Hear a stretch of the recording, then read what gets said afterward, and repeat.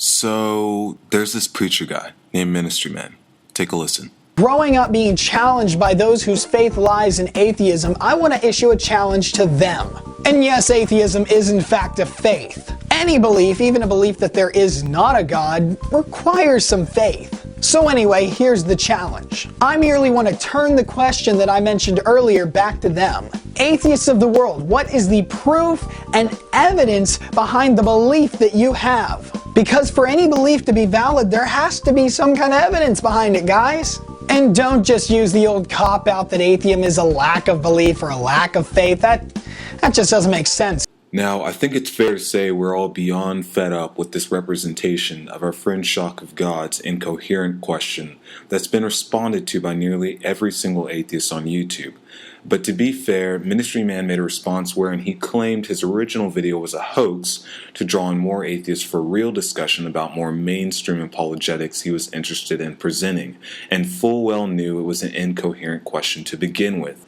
With that being said, he rephrased his previous question, which he claimed to be a hoax, in a manner he thought to be valid. But along with that point came the deeper point that they were trying to get at. The burden of proof lies in the believer. Now, I agree with this wholeheartedly. A large burden of proof does rest on the shoulders of the theist, but I strongly believe that we are not the only ones that carry the burden of proof. If someone were to say to me, "Look out, there's an invisible unicorn behind you," I could turn around and say, okay, no, there is not an invisible unicorn behind me. And that's what I believe. So I just want to stop right here real fast and point out the way he ended that sentence, because I think it's important. Rather than calling it what it was, a lack of belief the unicorn exists, he specifically went out of his way to categorize it as his belief. Unless Ministry Man believes 100% with absolute certainty there is no unicorn there, it's not a belief. It's a lack thereof. His lack of absolute certainty about the non-existence of that unicorn in no way adds evidence to there being one, simply because there's a possibility. Everything is possible, but that's not the point. What we're looking for here is justification for that claim or those claims. If there isn't any, there's no reason to accept it, and lacking a belief is the only rational position one could hold. Even in the face of a lack of evidence on the part of the believer, I, as the non-believer, would have to provide some kind of evidence if I really wanted to unequivocally and irrevocably prove that there was not a unicorn behind me. You're absolutely right, and that would be what atheists would have to do if that's what atheists were trying to do, or if that's what atheism even was. You're dishonestly misrepresenting what atheism is in this video the same way you did in the previous one, and I'm skeptical you're even familiar with what atheism actually is. Atheism is a lack of belief in a god or gods, lack being the key word here. Is there a possibility he does? Sure, and as I mentioned earlier, anything is technically possible. Does a possibility make it justified? No. And until you provide evidence for such, it remains unjustified, and lacking a belief in your God, as well as every other for that matter, remains justified as the default position. Now let's add another element to this. If there were 15,000 people in front of me all saying, "There's a unicorn behind you, there's a unicorn behind you," I would have to start entertaining the idea that maybe, just maybe, it's my perception that's wrong. Although I don't see the unicorn behind me, there might be something wrong with my evidence or my perception of what the unicorn is. If I'm just being responsible, I as the minority would have to look into this, would have to look a little deeper, would have to prove that all 15,000 of those people were actually wrong. Now I checked the comments on this video, and Ministry Man wanted to make it clear that he wasn't saying majority opinion equals truth, but rather that majority opinion means you probably need to reevaluate your own perception. Unfortunately, these two things are essentially the same and are equally invalid as reasoning. Both use majority opinion as a way of establishing authority and likelihood of a claim. Take away majority and add in one or two people's opinion here, and it becomes evident that the statement has little to no impact. Don't get me wrong, atheists do, or at least should, look into the God claim. Believe me, there's nothing that annoys me more than a self-proclaimed atheist that goes around simply saying that God can lick his ballsack or something and has nothing but this to say, even when theists bring up the easiest arguments to refute, and I'll be the first one to call him out for it.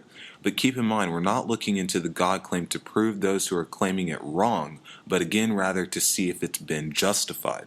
In this kind of situation, you need to keep in mind what the claim is. If everyone in my class tells me, for example, that my physics teacher's name is actually Mr. Smith and not Mr. Davis, although I could have sworn he said his name was Mr. Davis on the first day of class, I'm willing to accept that because it's not an extraordinary claim. Additionally, there are a multitude of things that could be done to confirm whether or not his name is indeed Mr. Smith if that were still not enough. I could check with my physics department to get a listing of teachers' names along with picture identification so I could confirm his identity. I can ask Mr. Smith/Mr. Davis himself. I can ask his relatives. I can check his driver's license, birth certificate, and federal documents. A supernatural claim is, however, an extraordinary one, and one that cannot be verified objectively in the same manner. A supernatural claim is one that has failed repeatedly despite holding a majority opinion at one time or another. The adjustment of the perception of those who lack belief was never and will never be in need of adjusting if there was and is no evidence aside from majority opinion to back it in the first place. But let's entertain this idea for a second because I think it's actually quite sinister. What in the case of your Christianity specifically would be the implications of this? Because if non-believers were indeed in a condition where the perception was damaged, rendering them unable to detect God, God would be nothing but a sick asshole, creating humans incapable of believing in Him due to a damaged perception He endowed them with Himself. He'd be ultimately responsible and willingly sending people to hell. So here's the point. A large majority of this world still believes in some kind of higher power. And although logically the majority of the burden of proof lies on the believer, there should also be a heavy burden of proof that lies on the minority. Because they're not merely saying, oh, I just don't believe in that. They're telling a large majority of this world that they're wrong. I mean, if I just said, I don't believe in air, I don't believe in air. That would be a very hard belief to hold to. Because my belief would be flying in the face of what pretty much everybody else believes. Actually, that analogy doesn't work because your disbelief would be flying in the face of actual demonstrable evidence, not a majority opinion. No one believes in air in the sense that you're trying to phrase it because belief isn't necessary. We can, with air as well as with all other scientific theories, present repeatable, demonstrable, objectively verifiable experiments as well as evidence to justify the claims made. This is the great thing about science and the difference between it and religion. It works.